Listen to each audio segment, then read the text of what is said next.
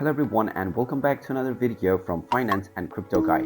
In this video, I'm going to show you how to log into your RedBridge council tax account. So let's get started right away. First of all, open up your web browser and then in the address bar type in redbridge.gov.uk and press enter. This will now take you into the RedBridge council tax website. Now from the home page, you will find the login button at the top section, so go ahead and click on it. This will then open up the login portal from which you can directly access your account. Start by typing the email address that you used while setting up your account, and within the password section, just type in your account password.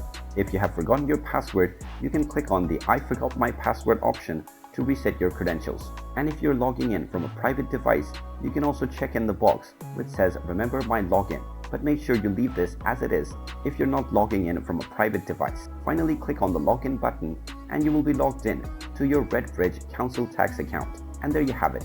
That is how easy it is to log into your account on RedBridge council tax. If you find this video helpful, make sure you hit that like button and subscribe to our channel if you haven't done so already.